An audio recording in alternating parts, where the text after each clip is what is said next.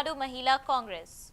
The event held on November 14-15 was understood to have dedicated to commemorating the birth anniversary of former Prime Minister Indira Gandhi.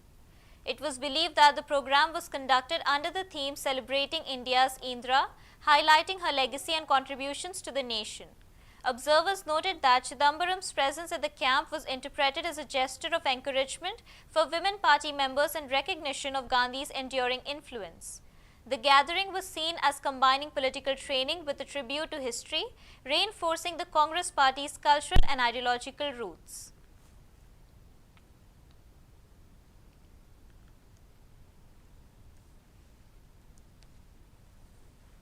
Earning her the title, the Iron Lady of India.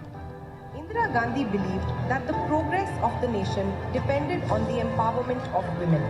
To bring women's voices into India's political and social mainstream, she created the All India Mahila Congress.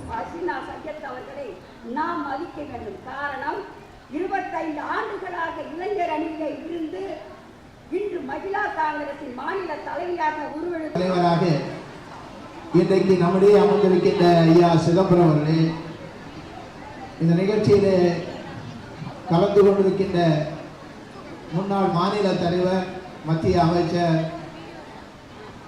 அன்பிற்குரிய அண்ணாச்சி தங்கபால் அவர்களே, அன்பிற்குரிய and only woman Prime Minister, Indira Gandhi led with unmatched determination.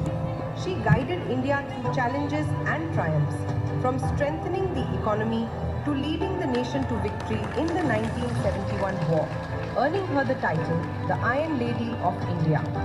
Indira Gandhi believed that the progress of the nation depended on the empowerment of women. To bring women's voices into India's political and social mainstream, she created the All India Mahila Congress.